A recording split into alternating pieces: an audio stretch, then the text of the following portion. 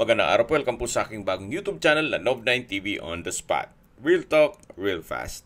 Nandito po tayo ngayon sa isang guarded community dito po sa Silang, Cavite, kung saan napakatahimik po ng lugar, sariwa ang hangin, at malamig po ang klima. Ito pong bagong video presentation natin ay isang bungalow house na may lot area na 92 square meters at floor area na 90 square meters. Meron pong 4 bedrooms, 2 toilet and bath, dressing room, fish pond, at may steel gate na rin po. Tungkol naman sa dokumento nito, ito po'y titulado, buhay po ang may-ari, kaya wala po kayong magiging problema sa documentation o sa transfer ng title. Pasok po tayo dito sa pedestrian gate. Meron pong enclosed area dito na pwedeng gawing dog cage o playground ng aso. At dito naman po yung balkonahe na may ceiling fan, may 2-seater na coffee table, at sa dulo po yung fish pond na may koi fish. Wala pong nabanggit kung isasama yung mga isdang yan. Pero siguro makipag-negotiate na lang kayo para at least may libangan kayo o aalagaan. Anyway, pwede naman kayong bumili sa mga pet shop kung sakaling ibang isda ang gusto nyong ipalit dyan. So, ito po yung balkonahe. Ito naman po yung main door, naka-aluminum screen door at solid wood door.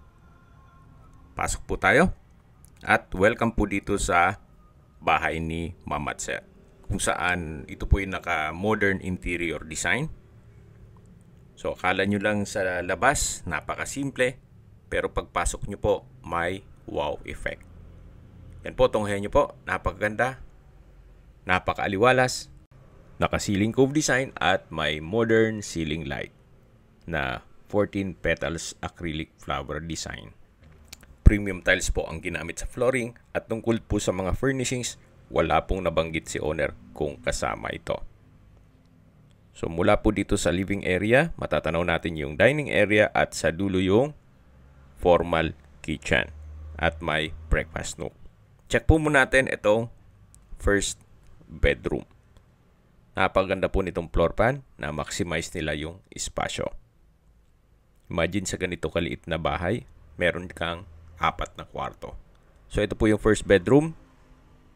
May sliding glass window with Korean blinds, may center lamp, ceiling cove design, study table and drawer, at may wall-mounted wooden rack. Labas po tayo. So, yan po yung living area. At ito yung pangalawang kwarto o second bedroom. Sa spasyo, ganun din, same size ng first bedroom. Meron pong mga wooden rack, naka-ceiling cove design, then may center lamp, at may wall-mounted na study table and drawer. So, dyan po tayo galing kanina, yung first bedroom, at ito po yung living area. Lipat na po tayo dito sa third bedroom. So, dito po sa third bedroom, medyo pahaba po siya compare dun sa first and second. Then, naka-ceiling cove design, may center lamp, may study table, at may wall-mounted wooden rack. Lipat po tayo dito sa fourth bedroom. So, mas malaki po itong fourth bedroom compare dun sa first, second, and third. So, ito po yung master's bedroom. May wall-mounted cabinet, rack, and table. At may mga outlet na rin po. So, ito po yung fourth bedroom. Mula po dito, paglawas ninyo ay yung mismong living area. Na malaki naman po ang espasyo nito. Yan po yung first, second, and third bedroom. At dito na po tayo sa dining area. Then, ito po yung breakfast nook. At ito naman po yung formal kitchen.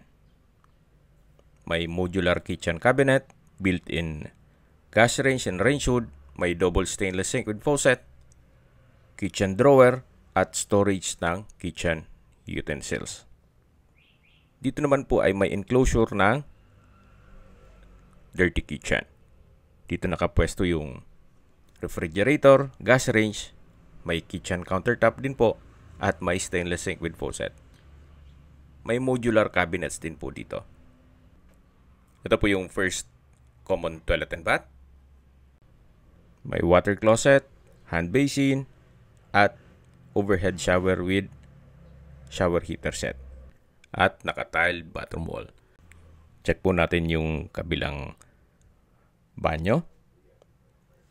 So, ito po yung second toilet and bath. May water closet, hand wash basin, at may shower heater set. At ito'y naka-tile bathroom wall na rin po. So, kung hanap nyo po isang residential property sa isang secured na community at nasa mataas na lugar, gaya nitong Silang Cavite, kung saan malamig po ang klima dito, ito na po yung hinahanap nyo. At possible din po itong maging income generating once na ipasok nyo sa Airbnb, gawa ng malapit din po ito sa Tagaytay. Binebenta po ito ni owner sa halagang 4.5 million pesos. Kung may mga katanungan po kayo, tawag lang po kayo sa aking numero. Ang full video po ay mapapanood nyo sa aking main YouTube channel na Nov9 TV Official, Nov9 TV Channel, at Nov9 TV Listings. Salamat po sa inyong panunood sa aking mga video at ingat po kayo lagi.